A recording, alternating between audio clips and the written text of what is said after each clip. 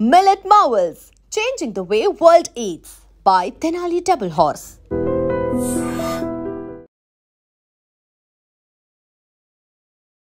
Namaste, welcome to iDream Inside Politics with Kavita.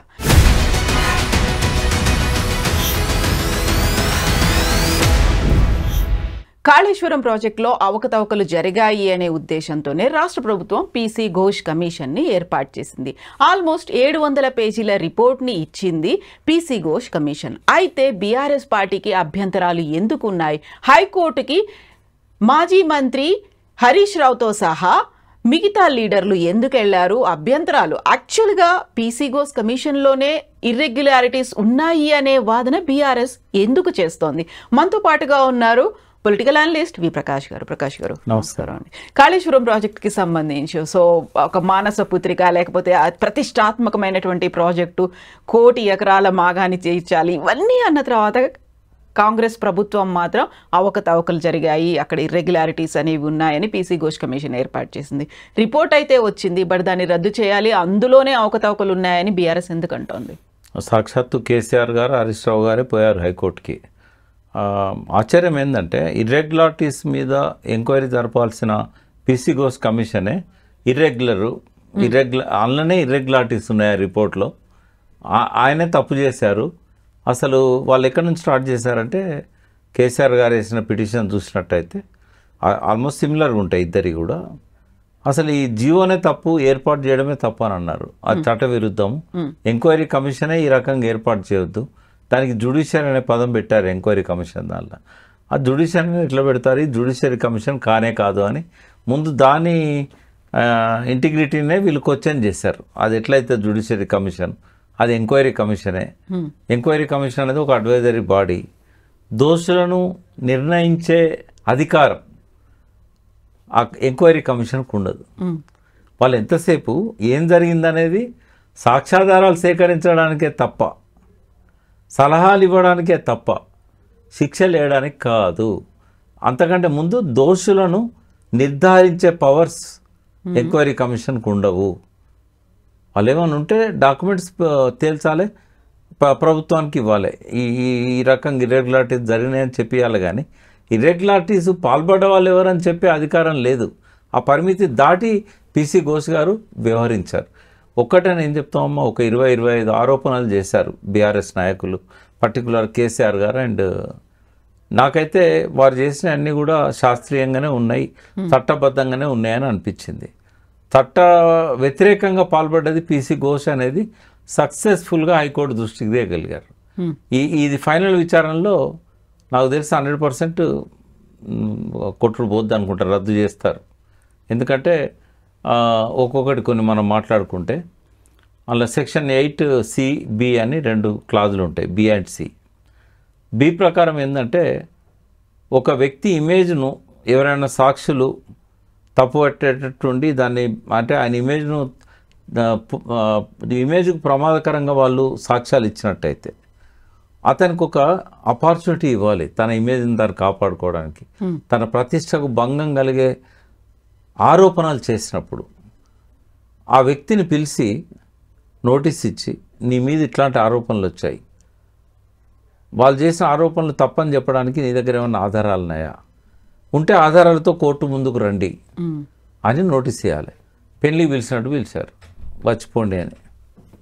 మీ దగ్గర ఏమైనా ఉంటే డాక్యుమెంట్స్ దేని అన్నారు, కానీ మీ మీద వీళ్ళు ఇట్లా సాక్ష్యం చెప్పారు, ఇక్కడ మీ మీద ఈ ఆరోపణ ఈ వ్యక్తి చేశాడు, ఈ ENC గారు ఈ ఆరోపణ చేశాడు, ఈ O&M ఇంజనీర్ ఈ ఆరోపణ చేశాడు, L&T కాంట్రాక్టర్ ఈ ఆరోపణ చేశారు అని ఏదీ లేదు. సింపుల్గా లాస్ట్కు విచారించారు కదా. 115వ సాక్షి కదా, 114వ సాక్షి ఈటల రాజేందర్, 113వ సాక్షి హరీష్ రావు గారు. మరి అంతకంటే ముందే 112 మంది సాక్ష్యం చెప్పినప్పుడు వీళ్ళ మీద ఆరోపణలు ఉన్నట్టయితే అది నోటీసులో రాయాలి. ఒకటి. సెకండ్ ఏంటంటే వాళ్ళను క్రాస్ ఎగ్జామిన్ చేయడానికి ఈ వ్యక్తికి ఆరోపణలు ఎవరి మీద అయితే ఉంటాయో ఆ వ్యక్తికి అవకాశం ఇవ్వాలి, అతను లాయర్ను పెట్టుకోవడానికి అవకాశం ఇవ్వాలి, అక్కడ క్రాస్ ఎగ్జామినేషన్ జరగాలి. జరిగిన తర్వాత వచ్చే సాక్ష్యాన్ని పరిగణలోకి తీసుకోవాలి. ఇది ఏది జరగలేదు. అంటే కేవలం వివరణ కోసం పిలిచారా? ఏం జరిగింది అక్కడ? ఒక సాక్షిగా పిలిచారు. మీరు కూడా వెళ్ళొచ్చారు అక్కడ? నేను వెళ్ళాను, బట్ నన్ను వారు పిలవలేదు. నా అంతా నేను అఫిడవిట్ ఇచ్చాను కాబట్టి నేను ఇచ్చిన అఫిడవిట్లో అంశాలను వివరించమని పిలిచారు. బట్ కేసీఆర్ గారిని సాక్షిగా పిలిచారు. సాక్షిగా పిలిచి నేరారోపణ చేయడం ఎక్కడదాము? అసలు నేరారోపణ వాళ్ళు చేసినా కూడా నిర్ధారించే అధికారం కమిషన్కు లేదు. సుప్రీంకోర్టు జడ్జిమెంట్స్ ఉన్నాయి. రాధాకృష్ణన్ కేసు ఒకటి జరిగింది, Kiran Bedi IPS officer case ఒకటి జరిగింది, అదానీ కేసు ఒకటి జరిగింది. వీటిలలో రూలింగ్స్ అన్ని తీసుకొచ్చి పెట్టారు కేసీఆర్ గారు హైకోర్టు ముందట. కాబట్టి ప్రైమా ఫేసే కాదు, అందులో హైకోర్టు జడ్జెస్ పూర్తిగా విశ్వసించే సమాచారం ఉన్నది అఫిడవిట్లో. కాబట్టి రేపు పీసీ ఘోష్ కమిషన్ రిపోర్టే ప్రశ్నార్థకమవుతుంది. ఆ రిపోర్టును ఏ రకంగా మాజీ సీఎం మీద, బీఆర్ఎస్ నాయకుల మీద ఒక అస్త్రంగా ఉపయోగించుకోవాలో ఈ ప్రభుత్వం ఆల్రెడీ ఆ పని చేసింది. రిపోర్టు బయటపెట్టకుండా కేసీఆర్ మీద, హరీష్ రావు మీద ఎక్కడెక్కడైతే కొంత రిమార్క్స్ ఉన్నాయో అవన్నీ బయటికి తీసుకొచ్చి ఒక 60 పేజీలు చేసి మీడియాకి రిలీజ్ చేశారు. పబ్లిక్ డొమైన్లో పెట్టలేదని చెప్పి అబద్ధాలు చెప్పారు. వాళ్ళు అధికారికంగా సైట్లో పెట్టకపోవచ్చు, కానీ మీడియా కాపీ ఇస్తే ఏమంటారమ్మా, అది పబ్లిక్ డొమైన్లోకి పోదా? అది ప్రభుత్వం పెట్టాలనా? అన్ని ఛానల్స్ పెట్టుకున్నాయి కదా, పాత వీడియోస్ అని అట్లే తిరుగుతున్నాయి కదా. ఆ రోజు ప్రెస్ మీట్లో తీవ్రమైన అభ్యంతరకరం. అవతల వ్యక్తికి నువ్వు కాపీ సర్వ్ చేయకుండా, వాళ్ళు చీఫ్ సెక్రటరీని కాపీ ఇవ్వమని అడిగినా కూడా ఇవ్వకుండా ఏకపక్షంగా ఆరోపణలు చేయడం. ఇప్పుడు అది నిజము గడప తట్టే లోపు అబద్ధం 1000 గడప తిరుగుతుంది అన్నట్టుగా ఇప్పుడు 22వ రోజు ఇవాళ ఆగస్టు 4 నాడు ఆ రిపోర్టును 60 పేజీలు మీడియా ముందు రిలీజ్ చేశారు, పీపీటీ పెట్టి, పవర్ పాయింట్ ప్రజెంటేషన్. మరి 21 రోజులు ఎందుకు దాయాలి? దాన్ని అడిగినా కూడా ఇవ్వకపోవడం ఏంటి? వాళ్ళు ఏమడిగారంటే, అసెంబ్లీలో మీరు చర్చించినాక నిర్ణయం తీసుకుంటారా, లేకుంటే ముందే నిర్ణయం తీసుకొని వాళ్ళకి ఏమైనా అరెస్ట్ చేయాలనో ఇంకా వేరే విచారణ జరపాలనో ఏమైనా నిర్ణయం తీసుకుంటారని అడిగారు. చర్యలు ఉంటాయా? చర్చ ఉంటుందా? దానికి ఏంటంటే చర్యలు అయితే ఏముండవు అని చెప్పి ఇప్పుడు ప్రభుత్వం చెప్పింది. చర్చ విషయానికి వచ్చినప్పుడు అసెంబ్లీ కాల్ఫర్ చేస్తున్నాం, అసెంబ్లీలో చర్చ పెడతామని అన్నారు. ఇక అది అసెంబ్లీలో చర్చ పెట్టడం అంటే ఆ ఘోష్ కమిటీ విచారణలో వెల్లడైన అంశాలు కొన్ని ఏకపక్షంగా వీళ్ళ మీద ప్రచారం చేసి దోషులు అని చెప్పి నిర్ధారించే దిశలో ఉంటుంది. ఇప్పుడు ఎంత బేసిక్ ఫండమెంటల్ తప్పులు చేశారంటే, మేడిగడ్డ బ్లాస్ట్ చేశారని నేనైతే 4 నెలల నుంచి చెప్తున్నా. ఇప్పుడు బీఆర్ఎస్ కూడా చెప్తున్నది, కేటీఆర్ కూడా చెప్పారు. ప్రవీణ్ కుమార్ గారు ఏకంగా ఆ party general secretary press meet పెట్టి చెప్పారు. మళ్ళీ నేను దానిలో ఆధారాలను కూడా చాలా వరకు పత్రికా ముఖంగా నేను వెల్లడించా. ఈ రోజు వరకు విజిలెన్స్ కమిటీ కానీ, పీసీ ఘోష్ కమిటీ కానీ, 2 రోజుల తర్వాత వచ్చిన ఎన్డీఎస్ఏ కానీ వాళ్ళు పోలీస్ స్టేషన్ పోలేదు, ఆ ఎఫ్ఐఆర్ చూడలేదు, ఎఫ్ఐఆర్ను పట్టించుకోలేదు. ఈ రోజు వరకు కూడా ఐజాన్ టుడే ఎఫ్ఐఆర్ అట్లే ఉంది, దాన్ని తేల్చేయలేదు ఇది తప్పని, ఇది కరెక్ట్ అని జవాబు చెప్పలేదు, విచారణే చేయలేదు. అసలు అది చాలా గ్రాస్ నెగ్లిజెన్స్. ఘోష్ గారు సుప్రీంకోర్టు జడ్జిగా పనిచేశారు. మరి ఆయన ఎఫ్ఐఆర్ ఉన్న సంగతి తెలిసి దాన్ని తెప్పించుకోవాలి, వివరణ అడగాలి, డీజీపీని పిలిపించుకున్నారు. మరి ఏం చేసినట్టు? సో ఇప్పుడు దాదాపుగా 700 పేజీల రిపోర్ట్లో అది ఫైండింగ్సా, కంక్లూజనా, ఏమి ఇచ్చారు? ఆయన ఓన్లీ ఎవిడెన్సెస్ ఇవ్వాలి తప్ప ఫైండింగ్స్ ఇచ్చే అధికారం ఎంక్వైరీ కమిషన్కి ఉండదు. అది తప్పు చేశాడని అని నిర్ధారించినట్టు కనబడుతుంది. అంటే మొత్తం రిపోర్ట్ వస్తే కరెక్ట్ చెప్పగలుగుతాం, కానీ వీళ్ళు చెప్పిన దాని ప్రకారం ఏంటంటే దోషిగా ప్రకటించారు కేసీఆర్ అని చెప్పారు. ప్రకటించే హక్కు లేదు పీసీ ఘోష్ గారికి. తర్వాత ఒక్క సాక్షిని కూడా క్రాస్ ఎగ్జామిన్ చేయకుండా రిపోర్ట్ ఇచ్చాడు, అది కూడా గ్రాస్ నెగ్లిజెన్స్. ఈ క్రాస్ ఎగ్జామినేషన్ ఇవన్నీ కింది కోర్టులలో జరుగుతాయి, హైకోర్టులో జరగవు. ఆడ ఓన్లీ ఆర్గ్యుమెంట్స్ అడ్వకేట్ల మధ్య జరుగుతాయి. బట్ ఆయన ప్రాక్టీస్ అంతా హైకోర్టులనే జరిగింది. బట్ అదొక పెద్ద తప్పు ఆయన చేసింది. యాక్చువల్గా ఇలాంటి కమిషన్లు ఏర్పాటు చేసినప్పుడు, సాక్షులుగా పిలిచినప్పుడు అడ్వకేట్లతో వెళ్ళాలి, లేకపోతే అక్కడ విచారణ అనేది జరగాలి, వాదనలు ఉండాలి అనేది ఉంటుందా? ఈ ఇన్నేళ్లలో జరిగినటువంటి కమిషన్ల మీరు అటెండ్ అయినప్పుడు మీ ఎక్స్పీరియన్స్లో ఎలా ఉంటుంది? జనరల్గా ఒక వ్యక్తి మీద, అంటే ఒక ముఖ్యమైన వ్యక్తి కావచ్చు, ముఖ్యమంత్రి కావచ్చు, మంత్రి కావచ్చు, అతని మీద నేరుగా సాక్షులు ఆరోపణ చేసినప్పుడు ఆ వ్యక్తి ప్రతిష్టను కాపాడుకునే హక్కు ఆ వ్యక్తికి ఉంటుంది.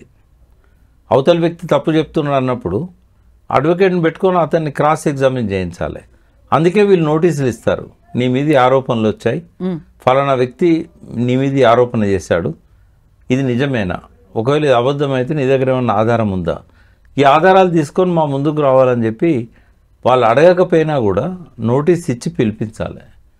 పిలిపించారు కానీ ఇదేం రాయలేదు అందులో. ఆధారాల గురించి కానీ వాళ్ళు సింపుల్గా ఏం రాశారంటే మీరు కమిషన్ ముందు ఎంక్వైరీకి హాజరు కాగలరు, మీ దగ్గర ఏమైనా డాక్యుమెంట్స్ ఎవిడెన్స్ ఉన్నట్టయితే తీసుకురాగలరు, బంధుమిత్ర పరివారంతో కదలి రండి అని చెప్పి పెళ్లి కార్డు ఇస్తారు కదా, సకుటుంబ సపరివార సమేతంగా అట్లే ఇచ్చారు తప్ప నీ మీద ఫలానా ఇంజనీర్స్ ఇట్లా మాట్లాడారు, దానికి నువ్వేం సమాధానం చెప్తావు, నీ దగ్గర ఏ డాక్యుమెంట్నో తీసుకురావాలి అని అదేం చేయలేదు. కాబట్టి అది ఘోరమైన తప్పు పీసీ ఘోష్ గారు చేసింది. సో ఇప్పుడు దాంట్లో తేల్చింది ఏంటి అని మీరు అనుకుంటున్నారు? రాజకీయ నాయకులు, కాంగ్రెస్ నాయకులు, ముఖ్యంగా బీజేపీ నాయకులు ఏ ఆరోపణలు చేశారో ఆయనను కమిషన్కు ఆహ్వానించింది, అపాయింట్ చేసింది రాష్ట్ర ప్రభుత్వం. ఇలా చేయాల్సిన ఒక ముఖ్యమైన పని ఏముండే అంటే తనకు సహాయకులుగా ఉండడానికి ఒక 3-4 ఇంజనీర్ల టీంలు ఏర్పాటు చేసుకోవాల్సి ఉండే. ఆ పని చేయలేదు ఆయన. సో చర్యలు, అరెస్టులు అనేవి ఏముండవమ్మా, చర్యలు ఉండవు, అరెస్టులు ఉండవు. అరెస్ట్ చేయాలన్నా కూడా, చర్యలు తీసుకోవాలన్నా కూడా మళ్ళీ ఇంకొక ఎంక్వైరీ కమిటీ రావాలి, సిట్టో లేకుంటే ఇంకోటో. వీళ్ళు చేసిన ఇర్రెగ్యులారిటీస్ని ప్రూవ్ చేయాలి. వాళ్ళు అందులో ఇర్రెగ్యులారిటీసే లేవు, ప్రూవ్ కావడానికి ఏముంటుంది. కొన్ని ఇప్పుడు అడ్మినిస్ట్రేటివ్ ఎక్స్పీరియన్స్ లేదు మన ఘోష్ గారికి. ఆయన సింపుల్గా ఆయన చేసిన అబద్ధాలు, ఆయన రిపోర్ట్లో ఉన్న అబద్ధాల గురించి చెప్తా. అబద్ధాలు అంటే ఆయనకు తెలియక రాసుకున్నాడు అవి. ఫస్ట్ ఏంటంటే తుమ్మిడాటిని మేడిగడ్డకు మార్చింది ఒకే ఒక వ్యక్తి కేసీఆర్ అని చెప్పి. అది 100% తప్పు కదమ్మా. సెటిల్ వాటర్ కమిషన్ రిపోర్ట్లనే ఉన్నది. ఇక్కడ నీళ్లు మీకు అందుబాటులో లేవు, మీరు వేరే దగ్గర చూసుకోవచ్చు అని చెప్పి వాళ్ళు ఇచ్చిన లెటర్లనే ఉన్నది. ఇచ్చిన రిపోర్టు వ్యాప్కోసోడు ఇచ్చిండు, కేసీఆర్ కాదు కదా జరిపింది. మహారాష్ట్ర గవర్నర్ సాక్షిగా అక్కడ ముఖ్యమంత్రి చెప్పాడు, ఇక్కడ మేము ఇయ్యము, ఈ లెవెల్కు మేము ఇయ్యము అని. ఇవన్నీ ఆయన దృష్టికి నేను కూడా తీసుకొచ్చా, రాతపూర్వకంగా కూడా ఇచ్చా. మరి ఆయనకు అర్థం కాలేదా, లేకపోతే చదవలేదా? మేము చెప్పింది ఏమన్నా ఏజ్ ఫ్యాక్టర్ వల్ల మర్చిపోయిండా? ఎట్లా రాస్తాడమ్మా కేసీఆర్? దాన్ని ఒక వ్యక్తి నిర్ణయంతో తుమ్మిడేటి నుంచి మేడిగడ్డకు మారిందని రాయొచ్చు అట్లా. తర్వాత కళ్ళ ముందు ఎక్స్పర్ట్ రిపోర్ట్ ఉంది, వాళ్ళు రిపోర్ట్ ఇచ్చి చేతులు ముడుచుకొని కూర్చోలే, ఆయన కమిషన్ ముందు పోయి సాక్ష్యం కూడా ఇచ్చారు. అలా స్పష్టంగా చెప్పారు, మేడిగడ్డను మేము వద్దనలేదు, మేడిగడ్డ నుంచి మిడ్ మానేర్కు నేరుగా నీళ్ళని తీసుకుపోవడాన్ని అది ఎక్స్పెన్సివ్ అవుతుంది, అది వయబుల్ కాదు. ఎందుకంటే మైన్స్ ఉన్నాయి, coal mines, open cast mines ఉన్నాయి, అండర్ గ్రౌండ్ మైన్స్ ఉన్నాయి, ఆ రూట్లో తీసుకుపోవడం కుదరదని మేము చెప్పామని చెప్పి వాళ్ళు రిపోర్ట్ ఇస్తే కేసీఆర్ ఎక్స్పర్ట్ రిపోర్ట్ను పట్టించుకోలేదు. అది మేడిగడ్డ కాస్ట్లీ అని చెప్పినా కూడా దాన్నే కట్టాడు, వయబుల్ కాదని చెప్పినా దాన్నే కట్టాడు. ఏం రాతలమ్మా అవి? ఒక సుప్రీంకోర్టు జడ్జి అట్లా రాయొచ్చా? నేనే అండర్లైన్ చేసి ఆయనకి ఎక్స్ప్లెయిన్ చేసిన. 3 పేజీలలో ఉన్నది సార్. మేడిగడ్డను వాళ్ళు వద్దని లేదు, మేడిగడ్డ కట్టమని చెప్పారు, 100 మీటర్ల కేసీఆర్ కట్టాడు, వాళ్ళు 105 కట్టమన్నారు, వాళ్ళ మాట అంటే ఇంకా ముంపుకు గురయ్యేదని చెప్పి నేను స్వయంగా చెప్పాను. నాకు ఆ రిపోర్ట్ ఇవ్వమన్నాడు, తీసుకున్నాడు. నేను రాసిన అఫిడవిట్లో కూడా దాన్ని బాగా ఫోకస్ చేశాను అంశాన్ని. అర్థం కాదా? నీటి లభ్యత లేదని సిడబ్ల్యూసీ లెటర్ కూడా దానికి సపోర్ట్గా పెట్టాము ఎవిడెన్స్గా. అది చూసి కూడా ఎట్లా రాస్తాడమ్మా? ఇక మరి పిచ్చి రాతలు అనకపోతే ఏమంటాం వాటిని? నేను కూడా బాగా డిసప్పాయింట్ అయినా. మీ ముందే చెప్పినా నేను, ఘోష్ గారి మీద నాకు గౌరవం ఉంది, మంచి రిపోర్ట్ వస్తుంది అని. అంటే ఈ రాజకీయ నాయకులను ప్లీజ్ చేయడానికి రాసిండా? ఆయన అయితే మ్యానిపులేట్ కాడు, డబ్బులు తీసుకునే వ్యక్తి అసలే కాదు, మేనేజ్ కూడా కాడు. మరి ఎందుకు ఆయనకు అట్లా రాయాలనిపించిందంటే అవగాహన లోపం, పరిశీలన లోపం, మెమరీ పవర్ లేకపోవడం, ఇరిగేషన్ మీద అవగాహన లేకపోవడం, ప్రాజెక్టుల గురించి ఎప్పుడు పట్టించుకోకపోవడం, తెలియకపోవడం, ఓ టీంను సపోర్ట్గా పెట్టుకోకపోవడం, టెక్నికల్ నాలెడ్జ్తో పాటుగా అడ్మినిస్ట్రేటివ్ నాలెడ్జ్ కూడా లేకపోవడం. ఎందుకంటే ముందు క్యాబినెట్ డిసిషన్ తీసుకోకుండా కట్టిండు, రాటిఫై చేసుకున్నాడు కదా. ఎటువంటి అనుమతులు లేవు. అనుమతులు ఎందులో 17 అనుమతులు ఉన్నాయి, ఏ అనుమతి పెండింగ్ లేదు కాళేశ్వరానికి. ఇప్పుడు అన్ని అనుమతులు వచ్చిందంటే అది ఇల్లీగల్ ప్రాజెక్ట్ అవుతుందా? అన్ని అనుమతులు వచ్చిన తర్వాత ఇది క్యాబినెట్ డిసిషన్ లేకుండా కట్టిందని చెప్పగలుగుతాడా? క్యాబినెట్ డిసిషన్ లేకుండా అనుమతులకు ఎట్లా పోతాయి ఫైళ్ళు? తర్వాత రాటిఫికేషన్ తీసుకుంటే అది చట్ట వ్యతిరేకమా? ఇవన్నీ ఇప్పుడు సెక్రటేరియట్లో అనుభవం ఉన్న ఒక రిటైర్డ్ చీఫ్ సెక్రటరీని ఎందుకు పెట్టుకోలేదు తను ఇటువంటి విషయాల మీద అవగాహన ఇవ్వడానికి? అట్లాగే డిజైన్స్లలో అనుభవం ఉన్నవాళ్ళు, ఆపరేషన్ మెయింటెనెన్స్ ప్రాజెక్టులలో అనుభవం ఉన్నవాళ్ళు ఎంతోమంది రిటైర్డ్ ఇంజనీర్స్ ఉన్నారు కదా. ఈ రాష్ట్రాల్లో లేకపోయినా బెంగాల్ నుంచి తెచ్చుకోవచ్చు కదా.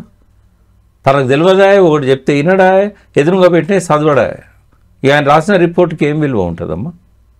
ఇక వాటికి క్వశ్చన్ చేస్తే కేసీఆర్ తప్పు ఎట్లయితుంది?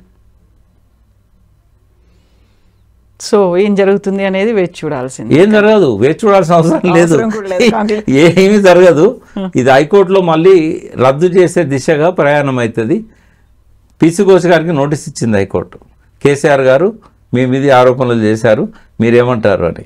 హరీష్ రావు గారు ఇచ్చిన దాని మీద, కేసీఆర్ గారు ఇచ్చిన దాని మీద 2 అఫిడవిట్స్. ఆయన రిప్లై ఇవ్వాలి. ఆయన వారం రోజులు టైం ఇచ్చారు. రిప్లై ఇచ్చినాక మీరు కౌంటర్ రిప్లై ఇవ్వండి అని మళ్ళీ కేసీఆర్ గారికి చెప్పారు వారు అడ్వకేట్కి. ఈ 2 అయ్యేసరికి 3 వారాలు అవుతుంది. మళ్ళీ విచారణ టేకప్ చేస్తారు. ఒరిజినల్గా హిస్టారికల్ జడ్జిమెంట్ రాబోతుంది, అది హైకోర్టు నుంచి వస్తుంది. Okay, thank you so much అండి. Thank you. నిజంగా ప్రస్తుతం ఉన్నటువంటి సమాజం దేనికి ప్రయారిటీ ఇస్తుంది? ఆర్థిక సంబంధాల చుట్టూ మాత్రమే తిరుగుతోంది. మళ్ళీ ఎన్నికలంగానే చాలా విరక్తి కలుగుతున్నాం. మంచి అనిపిస్తుంది కదా, లేడీస్ కూడా ఛాలెంజింగ్ జాబ్స్ చేసినప్పుడు చాలా బాగుంటది. ట్రాఫిక్ అసిస్టెంట్స్ గా నియమించిన ట్రాన్స్జెండర్స్ అందరితో సాల్యూట్ చేయించుకుంటున్నారు. ఫుడ్ డెలివరీ ఇవ్వటానికి వెళ్ళినటువంటి డెలివరీ బాయ్ అనిల్ పై కళ్ళ ముందు